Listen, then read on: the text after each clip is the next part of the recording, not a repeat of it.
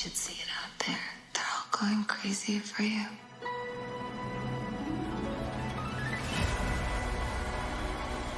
They're saying you're a bad influence on me. Well, guess what? That's life. Funny as it seems. Some people get their kicks just stepping on a dream.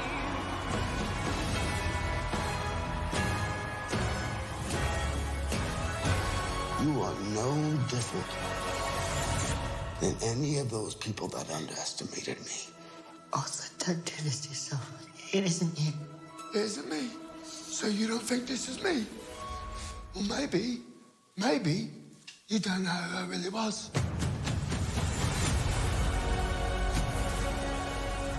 Arthur Fleck is a monster.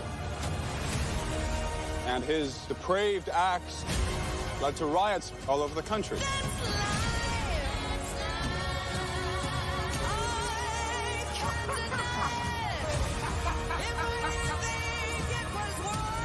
I am free!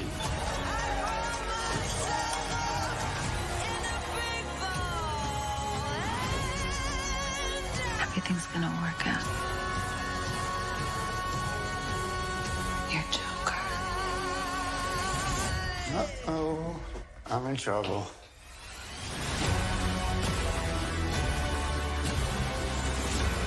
We're gonna build a mountain.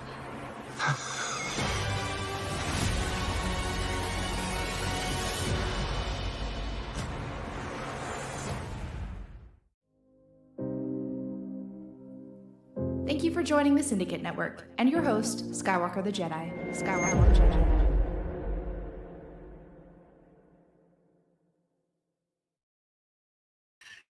That's what all the people say. You're riding high in April, shot down in May. Oh my God, what's going on, y'all?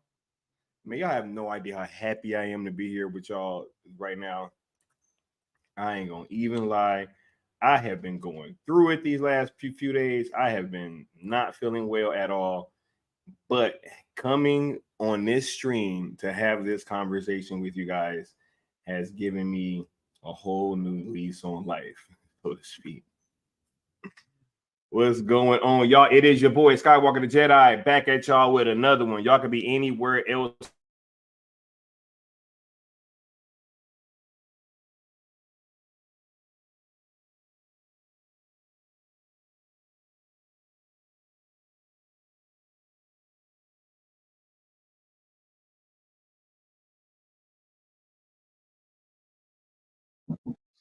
Hold on, y'all. They have kicked me out of my own stream.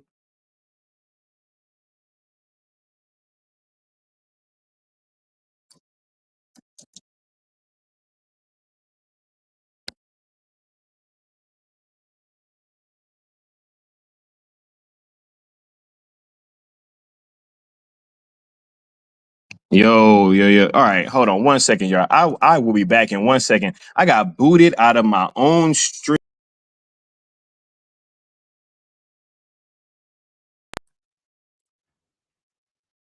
There we go. All right. Can you guys hear me? Is everything all right? It's madness. What is going on? Much love, y'all. Can't wait to have this conversation with you guys. I just want to make sure that you guys can hear me all right. Just got booted out my own stream. Anyway, y'all could be anywhere else in the world right now, but you're here with me rocking out, and I appreciate y'all, man. We about to have a dope conversation. I'm about to talk with y'all about Joker Folie I Do, which I saw last night at a early fan event screening over at the Grove. Shout out to the members. I'm gonna be putting out a members video with a bunch of the behind the scenes stuff that I saw, and that you guys will be able to get a look at pretty soon. Hold on 1 second. I can't hear myself now. What is going on? All right. Okay. let's say what's up to everybody in the chat, and then we will be getting started with the review. We got Andy Rizza in the building. What's going on, Andy?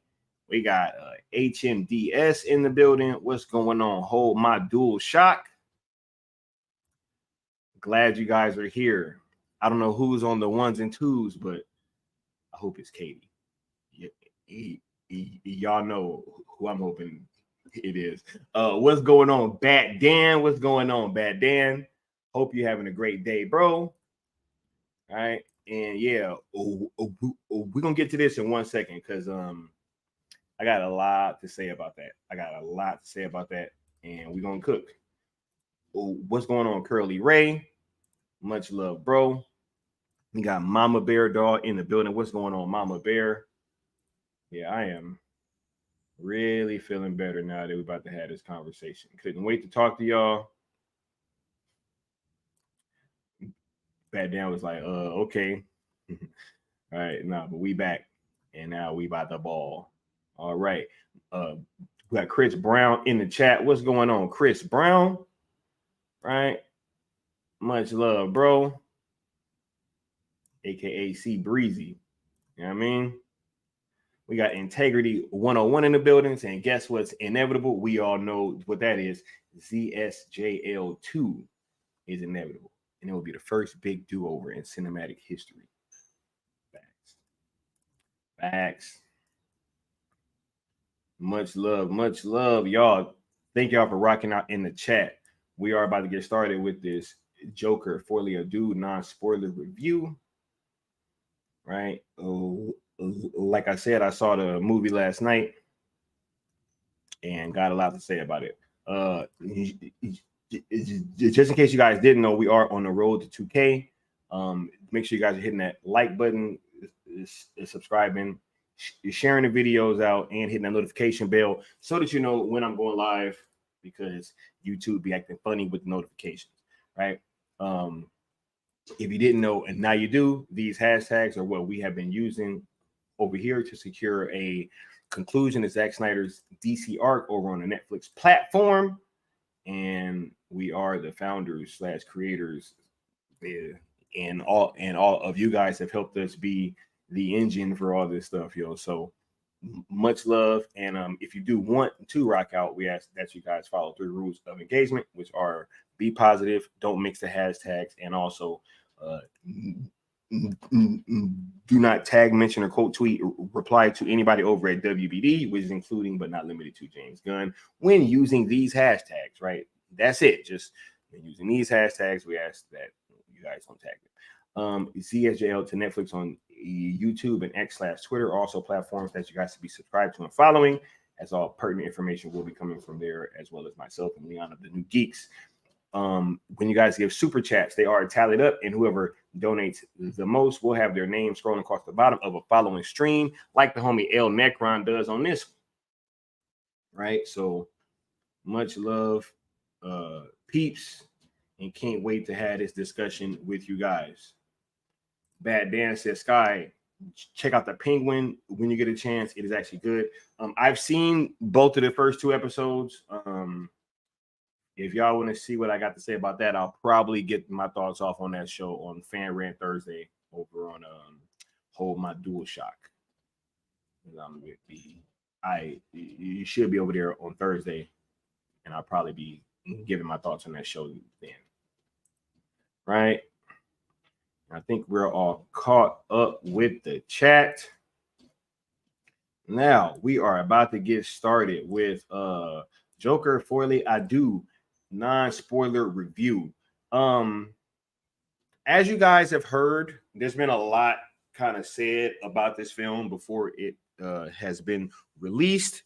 There's been a lot of leaks that have come out about this film. Some of which were true, some of which weren't true. Y'all actually had me about to go off on Katie for no reason, because Katie told me a spoiler that wasn't even real. So there were some fake spoilers out there that y'all got me about to go off on people, and the shit wasn't even real. You know what I mean? But I just want to say that there was a lot being said about this film.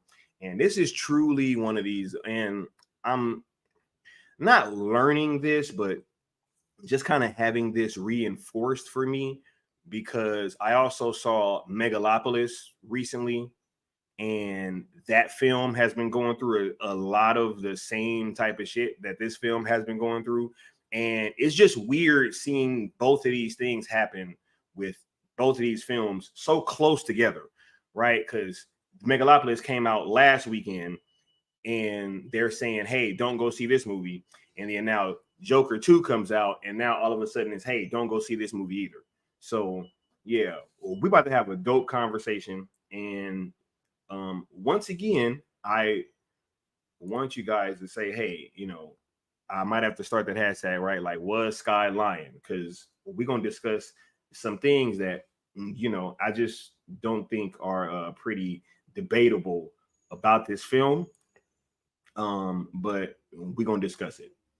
I want to start off with really talking about the main crux of this film. And I think that what this film was really getting to with what it was asking, or what it was trying to portray, right? It's very different from the first film, very different.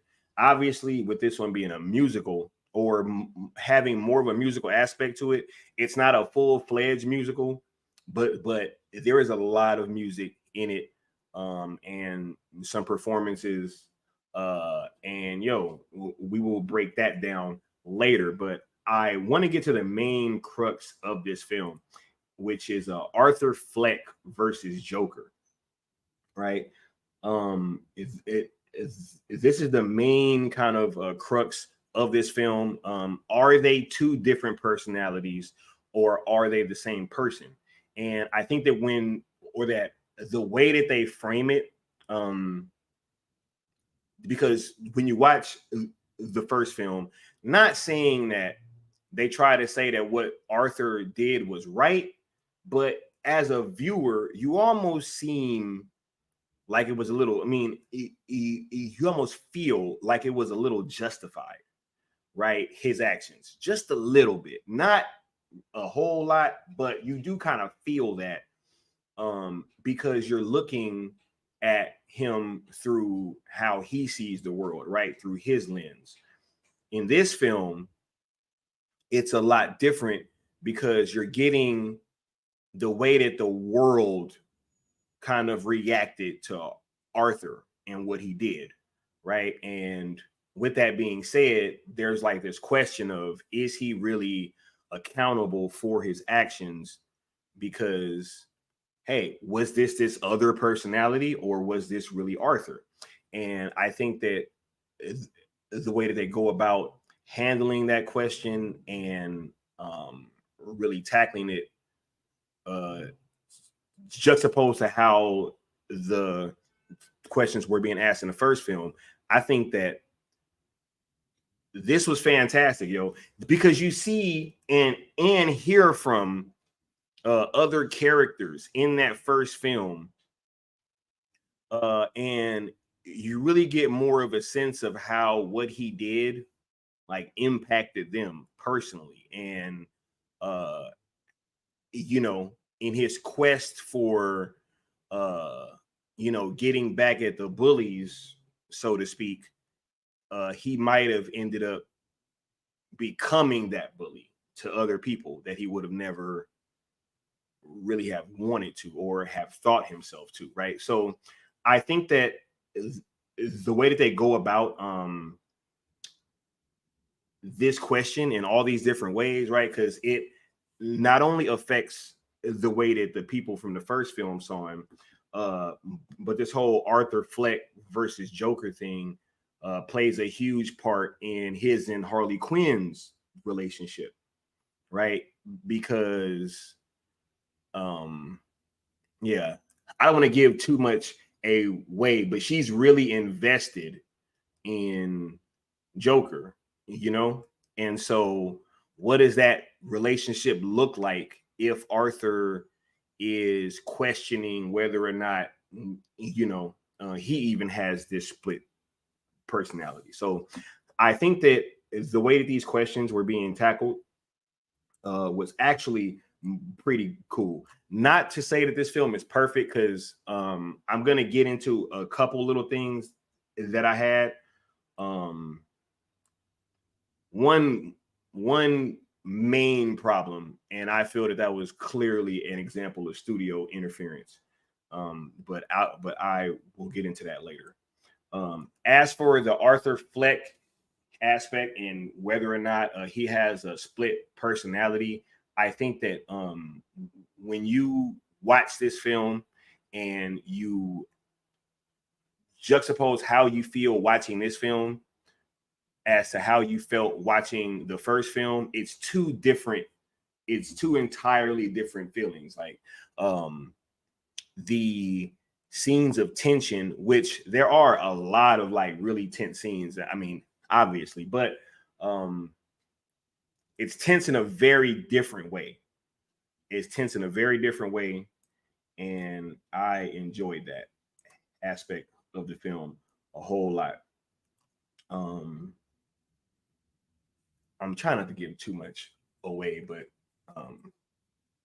yeah, Arthur being in Arkham and really seeing how the other inmates and the guards kind of react to him, as well as the other people that are on the outside just kind of looking in on his actions. I think that was very interesting. I think it was very interesting. Bad Dan said, Sky, did the notes feel like they were from Gunny Poo?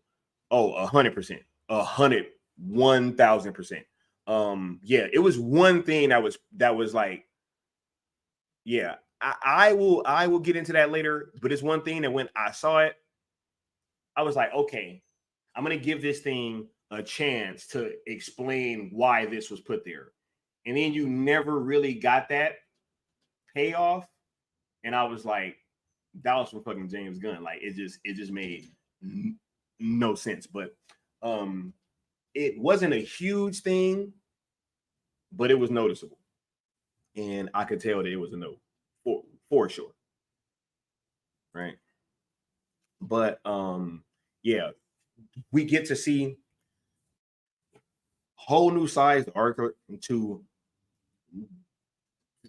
Arthur, whole new sides to Joker, right? You know, as you kind of saw in the intro, he's like talking in other accents, you know, and that's something else. This movie is really funny. It had a lot of humor in it that really hit, and it was very natural humor too. Arthur's telling jokes sporadically throughout the movie. It's not a whole bunch of like, you know, jokes or whatnot. But the humor that they did have in there, it was very poignant and it was timely. And I think it was used very well throughout the film, especially with Arthur Fleck and Joker. And Curly Races, I hope Joker 2 succeeds in the box office. And yeah, I do too. Dog Poo says, does a dwarf die? This is no spoilers. I will not be spoiling anything. You're just gonna have to see it. But I will say this: some of the spoilers that I heard was absolutely false. Absolutely false. And they had me about to go off on people because you know, yeah, no. He says Gunny Poo should have had 0 notes for this film. But hey, I feel it. But here's the thing. At this point, I think that, you know, we're just gonna have to get used to the fact that he's gonna be trying to fuck some of these movies up. And that's what I think it is. I'm gonna just be honest. Because nothing that you know what? Hold up. I'm gonna get to that later. Because that's a whole other conversation. But I just haven't seen anything that he's added to any of these films that seem like they came from him. I haven't seen them actually make anything better. it's actually just fucked everything up, you know. But yeah, we're gonna get to that in a little bit. Um, yes, but I did want to highlight just how much of an important question that the whole Arthur Fleck versus Joker is, and whether or not they are, you know, a split personality, or whether or not Arthur is aware of its actions, right? The next thing that I wanted to talk about is Harley Quinn. Um, Obviously, in this film, there are a lot of liberties taken uh, with Harley Quinn. Just as there's been a lot of liberties taken with this universe in general, right? I mean, we had this older Joker with a Batman that was a child, right? So we already kind of were expecting to not have certain things happen because of the fact that there was that age gap between Bruce Wayne and Joker. Um, you know, and there's been other things that have been added to this film in terms of characters from Gotham. I don't want to give anything away, but there is somebody else that appeared, and I was like, hey, you know, I wonder what's gonna come of that, right? And you're kind of hoping that you get to see certain things fleshed out, right? But in particular, when it comes to Harley Quinn, I enjoy this new kind of take on Harley. Um, it was almost like they switched their characteristics for this film, whereas like because Harley has always been is the one that's like obsessed with Joker, but in this film you kind of see her almost like bringing that side of him out a whole lot more, right? And he is actually the one that's, I mean, they're chasing after being with each other, right? But I will say that this Joker was a lot more interested in Harley Quinn than some of the other iterations have been, right? Because with some of them, it's almost as if like he doesn't like how much that she's chasing after him, right? But in this film, he's very much interested in her and what she kind of brings to him in terms of him feeling like he's not alone anymore, right? And I really, really dug that aspect of it. Pat Dan says, haha, wouldn't it be funny if Barry lost his tooth, right? And then we can make a callback later and his tooth falls out while he's talking to George Clooney, right? He says in the first movie, allegedly Bruce Wayne was supposed to die in the first film to emphasize the Elseworlds, but the studio said no. Yeah, I wouldn't be shocked. Wouldn't be surprised. With that being the case, I'm actually kind of glad that Todd Phillips wanted to go his own route and just create something that could stand alone, which is what I expected from this film, right? Like I am not gonna go into a Elseworlds type of project and be sitting there expecting like the classic versions of these characters, right? That just doesn't make much sense to me to go into these films or these films, especially seeing as how they're Elseworld stories, and be kind of expecting the classical versions of these characters. And if the fact that this movie is has a large music aspect to it, you would think that that would be enough to differentiate itself from other films in and of itself. But apparently we're still wanting classical stuff from Elseworld tales, which is weird. That's like saying Red Sun Superman, you know, Red Sun Superman. Like, oh, why ain't he all hopeful? I mean, Clark Kent's supposed to be right. It just don't make any sense. But yeah, with the Harley Quinn aspect, they call her Lee throughout a good portion of the film. They do address her by her regular name, her full name. She does have a lot of the classical traits of Harley. I'm not gonna go into spoilers because some of that, if I actually kind of share it with you, it does kind of spoil. It does kind of spoil some things. So, with that being said, I did dig Lady Gaga's performance in this film. There was, hold on, nah, I don't want to say that yet because that's going to get into the musical stuff. Just the way Harley Quinn was portrayed and how her character was used, I thought was really dope. I think that you learn a lot of lessons through his interactions with Harley Quinn. And I was actually kind of proud because I was like, yeah, they's actually showing some truth in terms of like how you're supposed to deal with relationships, at least as a guy, I feel. So the Harley Quinn stuff I thought was super dope. Lady Gaga killed it. I would say after Joaquin, she is the best thing in this film, which is saying a lot because there were other characters that I was really, really digging as well. But I just wanted to say shouts out to Lady Gaga. She had a lot of pressure on her playing Harley Quinn, especially after everything that happened with Margot Robbie. This is a very different interpretation of Harley, as I said earlier. So you really can't compare her to any other Harleys.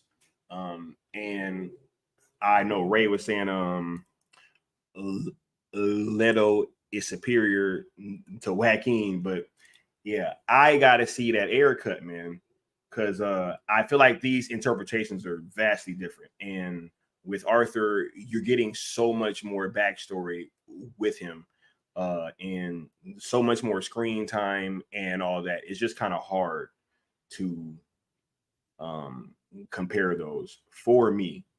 Bad Dan says, just saying we're asking for Zack Snyder to finish his story as in Elseworlds, is saying this to the real DC fans, right? Hey, I was in there with a whole bunch of real DC fans watching this movie. You know what I'm saying? So yeah, I'm kind of glad that we were able to see it at this fan event screening and be able to bring this conversation to you guys. But back to the Lady Gaga stuff. I think now that I can start getting into it, her singing seemed to be a point of contention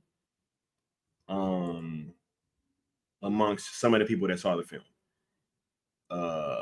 Apparently, they were saying, "Hey, you bring in Lady Gaga, and then like Harley in the movie, it's like she's singing, but she's almost singing as if she doesn't know how to sing, right?"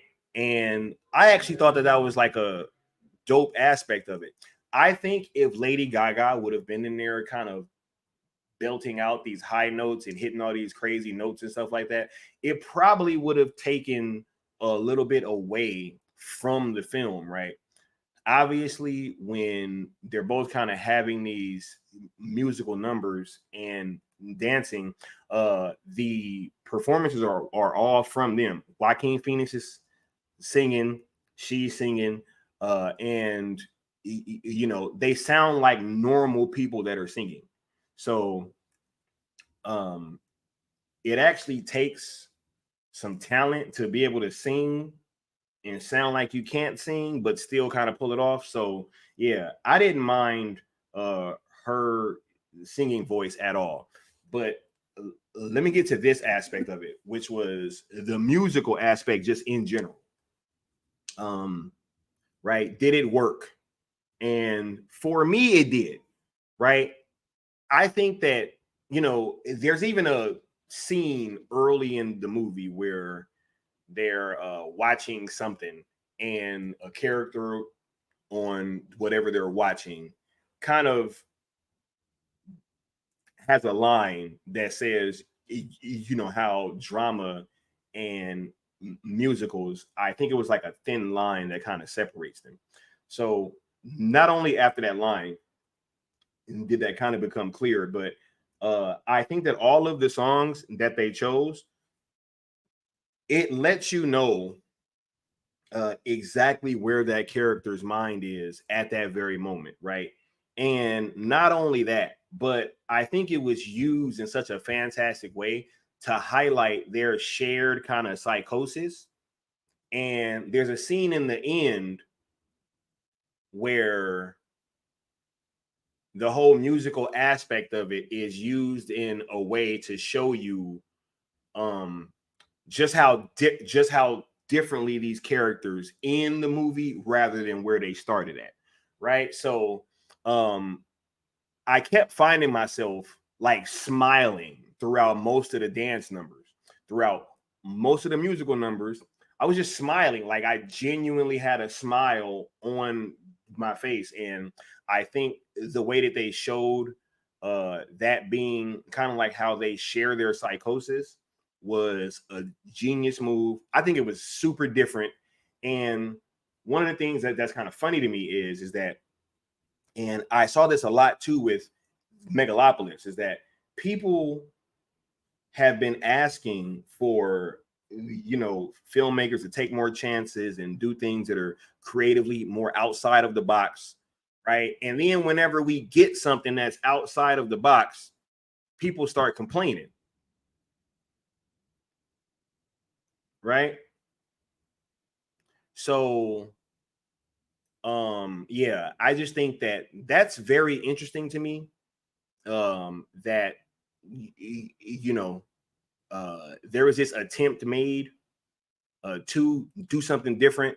I think that they pulled it off in a great way. uh we don't get many big budget musicals like this, period, right? So I think that not only um adding the musical aspect in, but having it be a way that they could uh show you their shared kind of psychosis, I think was a genius move, honestly. And shouts out to Todd Phillips for doing something different, and for really going out there on a limb to just not bring us something that we were going to be expecting, or bring us some kind of paint by numbers sequel.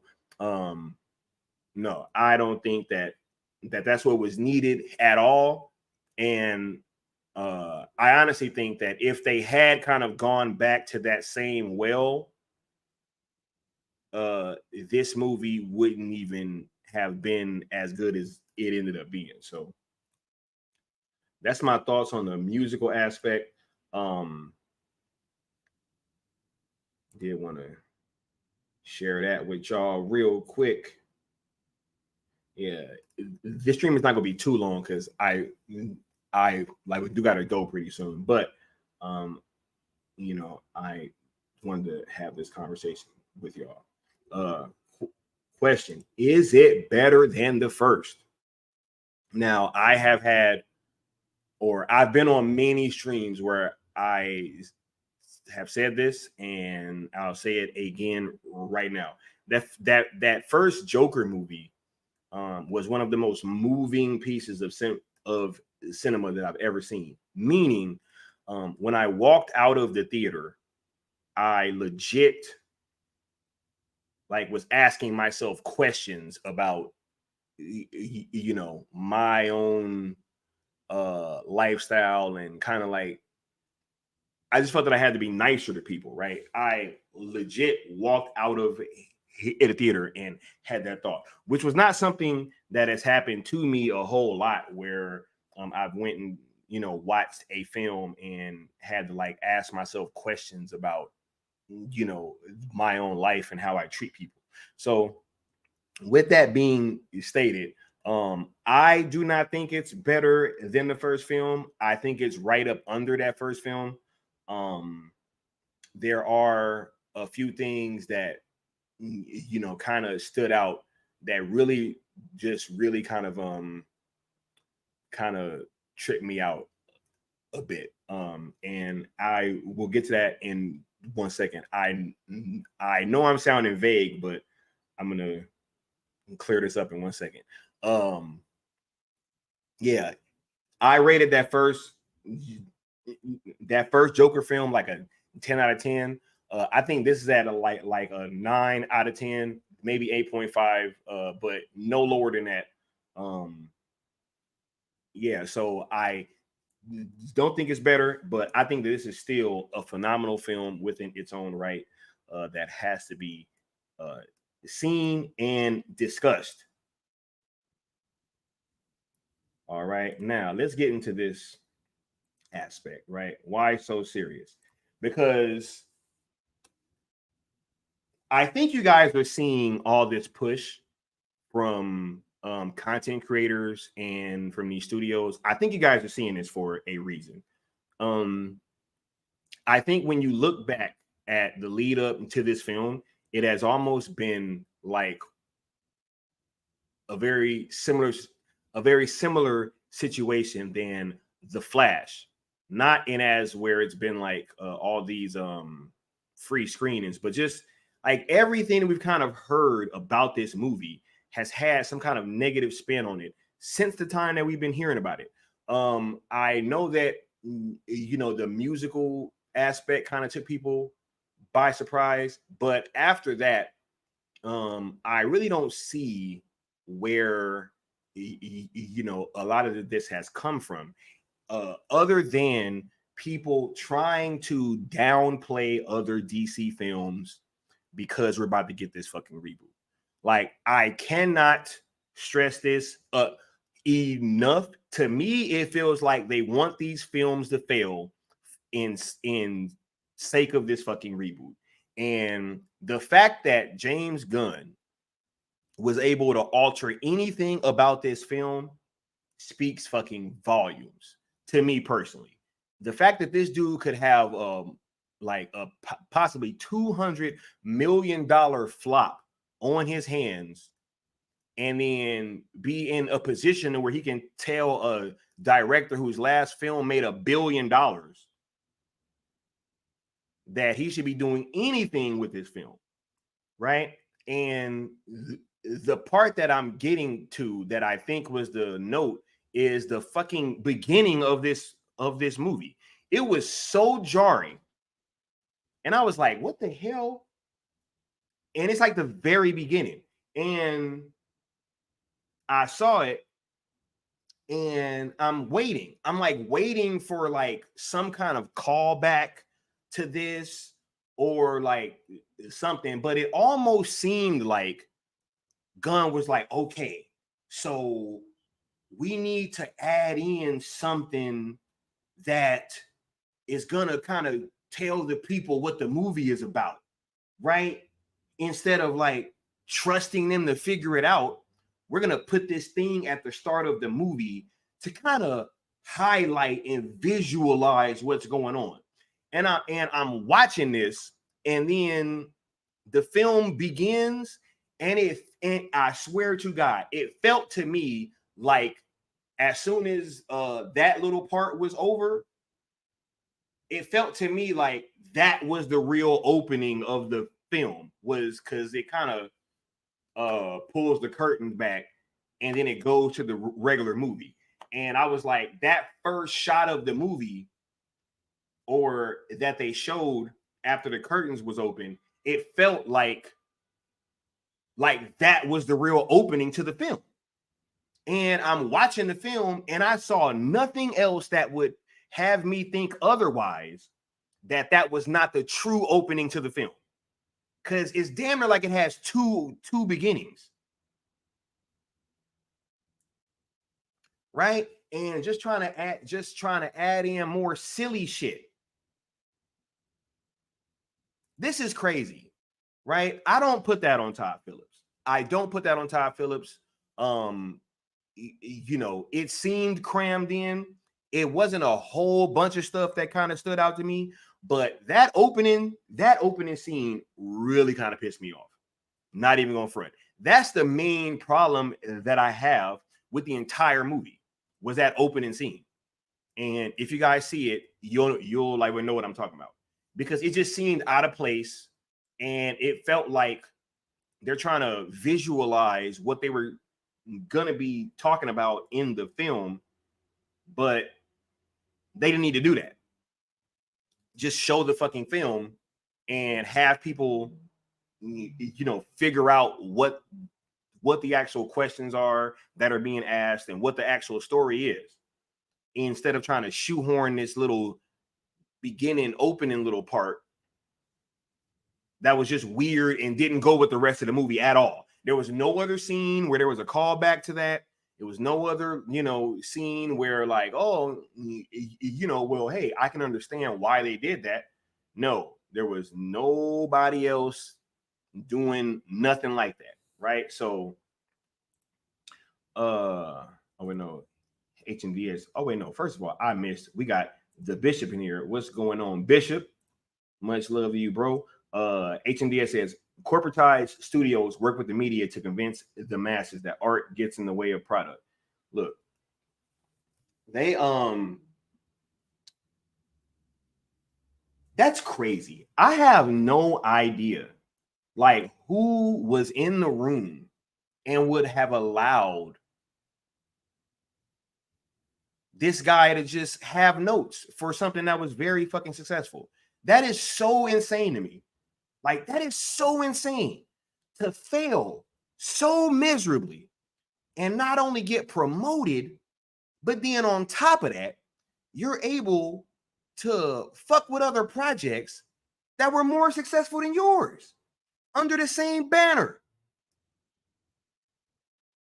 That's like letting the loser of the Super Bowl, you know, pick the rules for the next. Like, why would you do that? Why would you let a loser? It is crazy to me. Bat Dan says Netflix better have Gunny Poo hands off. Oh no, Gunny Poo hands off written in the contract. Yeah, no, I don't think it's gonna be that kind of situation, because it's not gonna be produced under the DC Studios banner, right? That is the problem. It is the DC Studios banner, you know, that this guy is in charge of. And I can't think of anything else other than they are purposefully trying to fuck with these films so that when his Superman movie comes, oh, see, look, y'all can see. Look, I don't know about y'all. I can see this shit now. Everybody that's talking shit about Joker 2, I guarantee you they're going to give a positive review to Superman. I guarantee you. Guarantee you. I guarantee it. I guarantee, because some of the things that have been written about this film are absurd. I heard worst sequel ever. Absurd.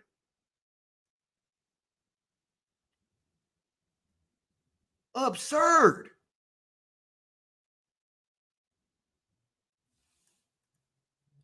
Joaquin Phoenix ain't never even done a sequel ever. You think he's going to come back for the worst sequel in modern history? Come on now. Right? What the fuck was the Suicide Squad? You see what I mean? You see what I'm saying? How can somebody with a straight fucking face look at you and tell you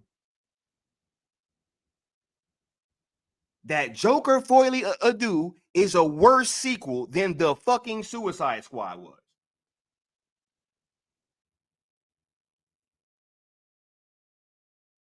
Does that make any sense to anybody?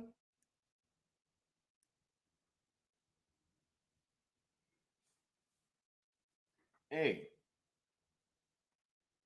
said Gunn trying to paint himself as the savior of DC. Bro, that shit is obviously going on.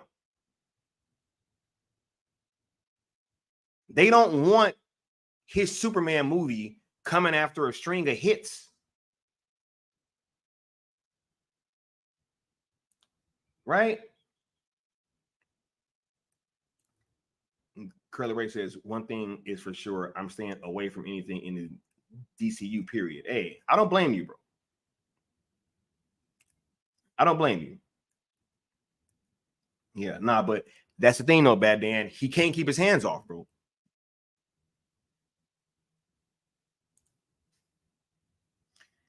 HMDS says, just like that last 5 minutes of the first episode of The Penguin. Yo, I agree, right? And I liked the first 2 episodes, right? It didn't kill it like that for me, but you can definitely feel the influence,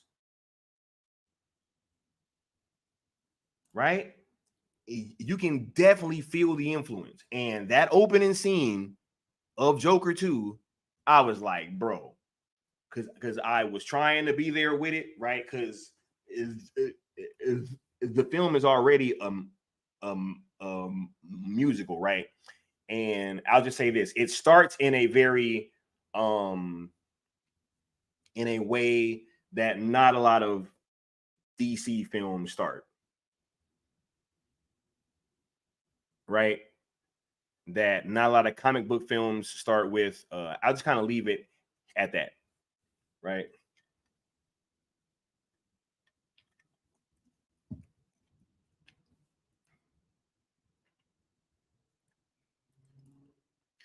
HMDS says that $200 million budget is a poison chalice.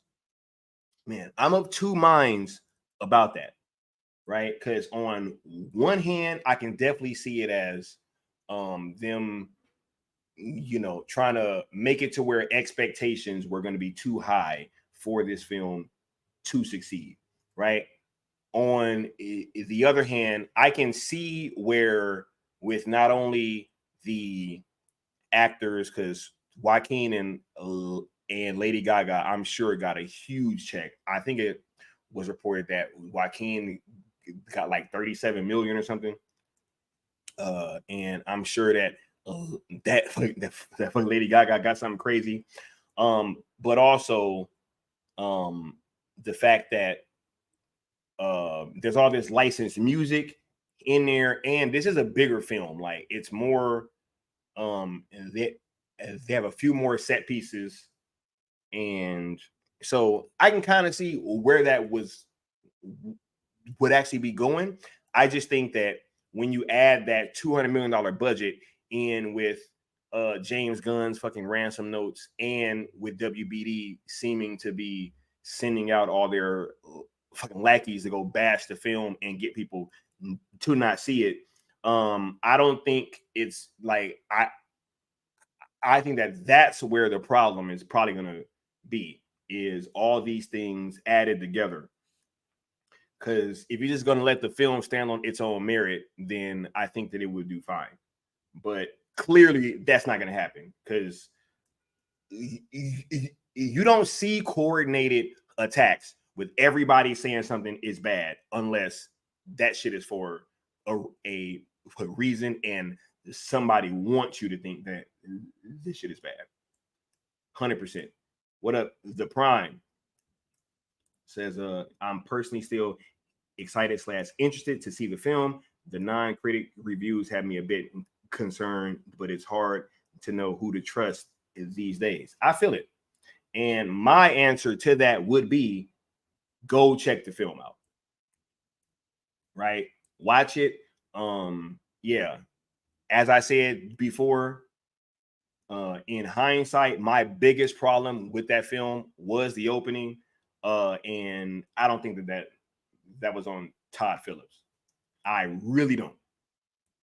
That felt like some James Gunn shit. Like I could feel it. Soon as it started. As soon as I saw what it was, I was like, this is some James Gunn shit. And it just kept going. And I was like, it was like some James Gunn shit. And by the time it was done, I was like, that was some James Gunn shit. Then the movie starts, And I didn't feel too much more of his influence, but on that beginning, man, right? Also, I have seen some people kind of talking about the leaked ending of this film. I will say this: if you just watch the ending of a film, right, which is also another thing. Whereas, where do these leaks be coming from? Right? Like I've never really seen the ending to these movies get leaked out when it's something that the studio is really confident and wants to do well. Matter of fact, every time that I've seen one of these endings leaked, it's been from some shit that they are kind of trying to kill, right? Why else would you leak the ending to a film without context, right? And you're having people get all up in arms about something that happens and there's no fucking context. There's no context whatsoever. So you're just watching a scene that had 2 hours and some odd change preceding that, and you're saying, oh my God, how could they do that? It's like, bro, watch the damn movie then. Watch the movie and you'll see how these things, how it ended up leading to that. And you'll actually see, you know, maybe that's what Arthur needed. You know what I'm saying? You don't know. You don't know because you didn't see it.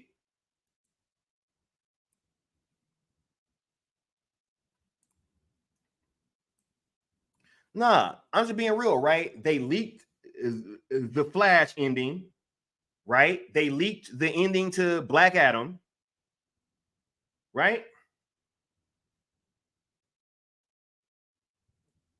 Like, why are they leaking the endings to these films?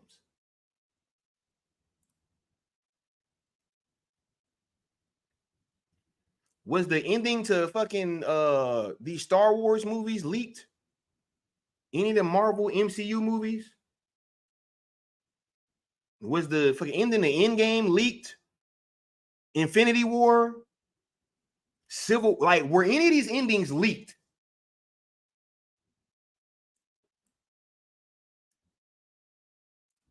%, we get articles saying the Joker 2 is why DC needs it. No, it's coming. It's coming. They're coming. That's why they trying to kill the Batman sequel.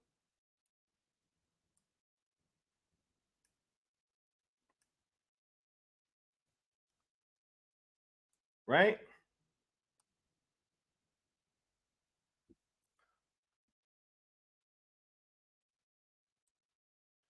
And what's so crazy is that this is what this is doing in reality. Right? This is what this is doing in reality.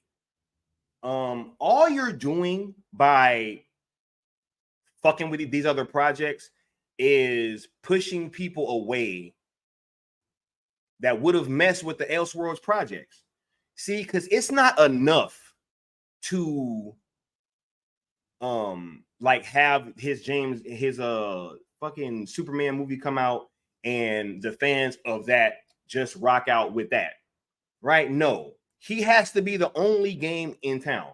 This is some of the most insecure, like, bullshit I've ever seen.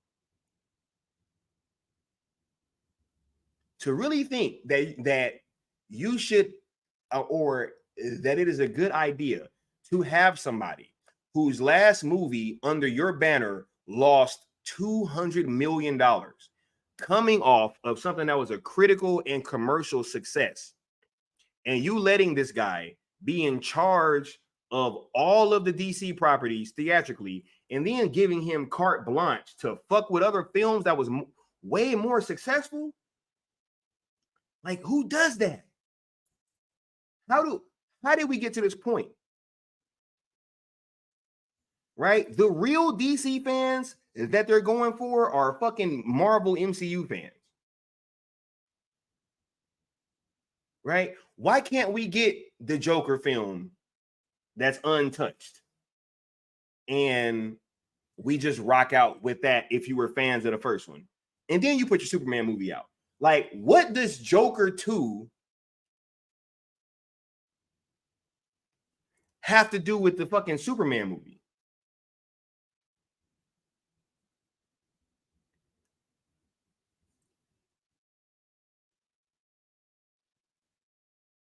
Right? He said, has the media ever covered James Gunn's Suicide Squad bomb? No, they don't. That shit never happened. Oh, yeah, he was a huge success in the MCU. Bro, nobody would have been, bruh. Nobody, bro. Like, look. You'll have somebody that'll really sit there and they'll, all right, look, let's take James Gunn and Ryan Coogler, right? Ryan Coogler, before he got to the MCU, already had successful films. 100%. Already. Before he got to Marvel. Right? And for him to not be getting all this like praise and glory and shielding from the media that James Gunn has had after the fucking Suicide Squad bomb and Peacemaker doing YouTube numbers, right? It really makes you question, like, why is this guy getting all this fucking protection? Why is he able to interfere with films that was way more successful than his?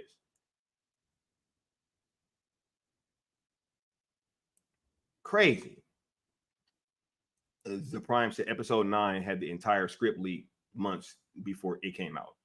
That is true, but episode 9 was a little different. You know what I'm saying? I was talking about like episode 7, 8, like these films that was like, see, episode 9, they were trying to get people back on track.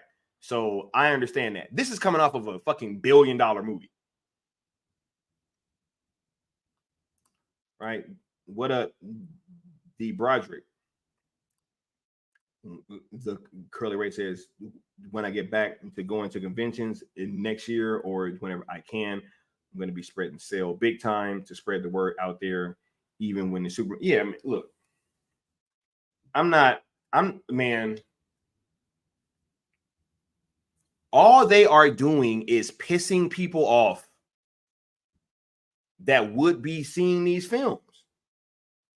Maybe it's because they know that they can't keep this shit up and that everything's about to change and we're going to be getting this Guy Gardner fucking Green Lantern, right? Everything's going to be a joke, right? We're getting Beta Boy Superman, right? If it's an Elseworlds, Gunn needs to be hands off. I agree. Right? Facts. What up? Robert Harrison said, hey, Sky, rumors has it that Robert Pattinson's Batman may be in the DCU after all. Look, bro, that's probably, they trying to hold that over his head to even get him to do this Batman 2 movie. You're like, hey, yeah, man, well, we gonna need that Batman because it's successful. Because it's probably pressure. Like, bro, the last movie made $700 million. Like, how much money did your movie make, bro?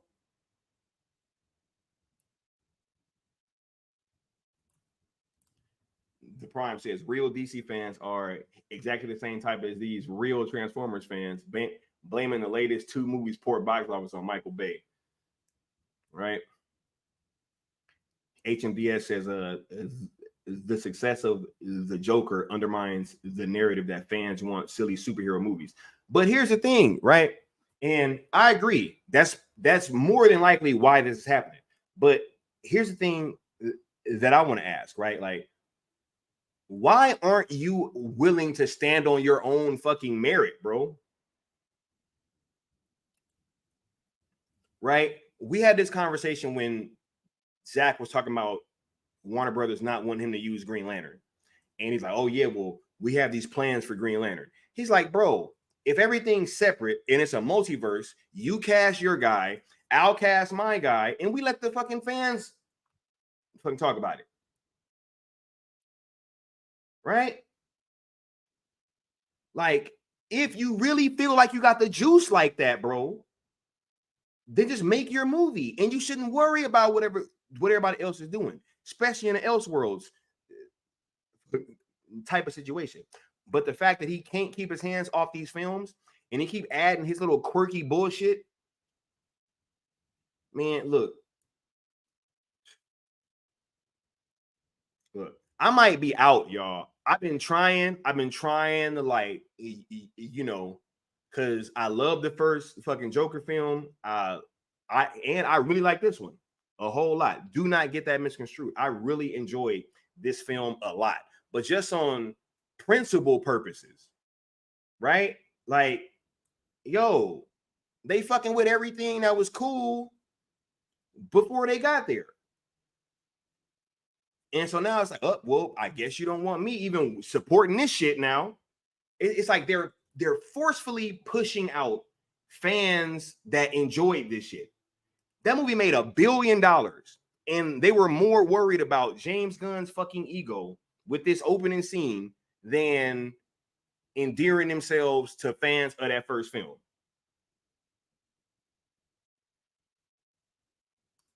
Crazy. What up, Dario? Bat Dan says, I mean, if Gunn greenlit ZSJL 2 and 3 without his influence, I might be more willing to give his stuff a chance. Well, he's not going to greenlight it. And that ain't even, that's like above his head. But at the same time, yeah, I don't even care anymore, bro. I'm gonna just keep it a buck. I don't care anymore. Like, this shit and him influencing this film with that fucking opening scene, I think is like, yo, that is like a cardinal sin to me. Because I couldn't understand for the life of me why you would have somebody be able to,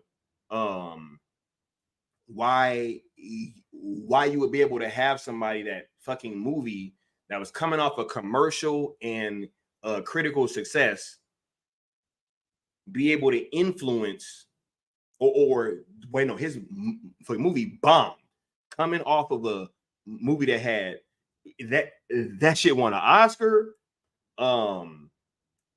It was like huge in terms of marketing and sales and merchandising, all these things. It was Joker and Harley stuff all over it, right? You still see Harley Quinn being depicted with that first outfit that she had on in that Suicide Squad movie, right?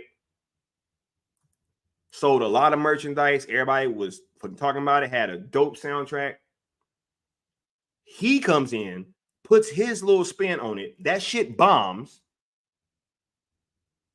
Then you turn around and say, oh, yeah, we'll just take care of everything now, right? We need you to influence all this stuff. We need your bomb sauce on everything now, right? It don't matter if your movie made $1 billion. It don't matter if your movie made 700 and something fucking million odd fucking dollars and mine only made one something. No, because it was during the pandemic, guys. It don't matter if other films succeeded. Even during that same time period. I was on a stream the other day and I brought up Jungle Cruise, and it's Jungle Cruise don't count. Like, what the fuck? So other movies that came out while we were still having this day and date shit, and they was all fucking, they were able to make money and his wasn't. So that just don't count. Man, I told y'all Warner Brothers been money laundering, bro. I've been saying this shit. I'm gonna say it again now. There's no way that you could let somebody that just had a complete massive fucking flop influence another movie that just made $1 billion? Crazy. Right? He says Gunn's ego will be the death of DC. Bruh, you're seeing it right now.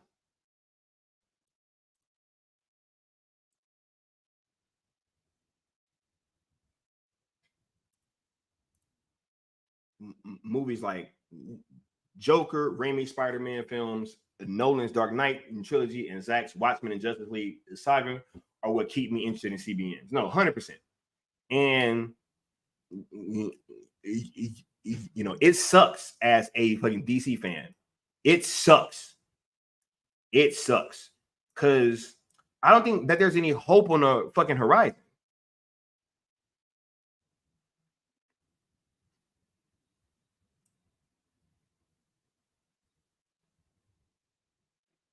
Right? Says, why are there so many Peacemaker action figures in warehouses and on clearances at Walmart then? Nobody is buying merchandise for James Gunn's Suicide Squad. Of course they ain't, right? Think about it. With Gunn homogenizing everything, you don't have to rely on creativity because everything becomes the Marvel formula. The only thing that shows how tired and lazy the Marvel formula is the existence of the superior stories. Everything that is great has to make way for unchecked mediocrity. Fact show. Nah, yo, it's everything. And you know, I don't think that he could influence this film as much, but he definitely did. He definitely did. The fucking beginning, yo, was like, I was like, what is this? Says Sky, that just means that you joined the conspiracy / tinfoil hat club. Yeah. And I'm a card carrying member now, bro.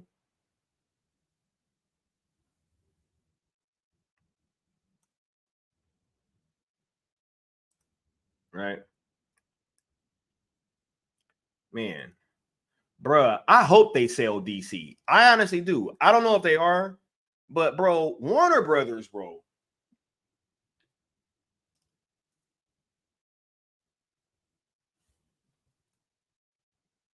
He said, I've been saying that WB DC has been money laundering since 2011. For sure. Yeah, nah, he definitely affected that fucking beginning. And it's just puzzling to me why, from a business standpoint, that you would do that.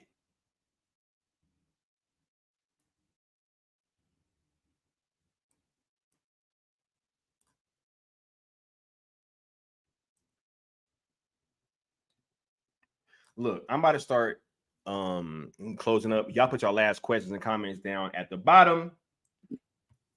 I had to kind of like get that out because the fact that there was any influence at all from this dude really had me upset.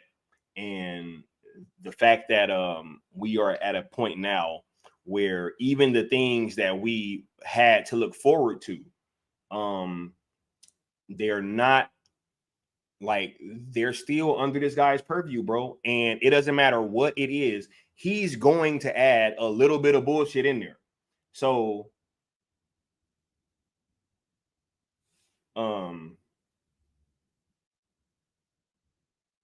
yeah, there's definitely gonna be some bullshit sprinkled into all these projects,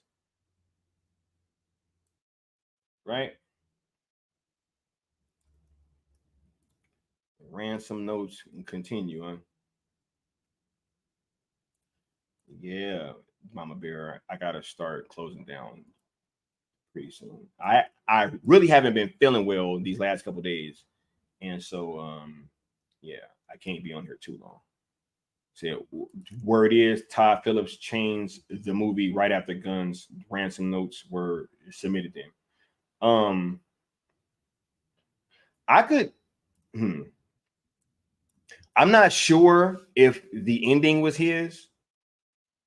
Right? I'm not sure, but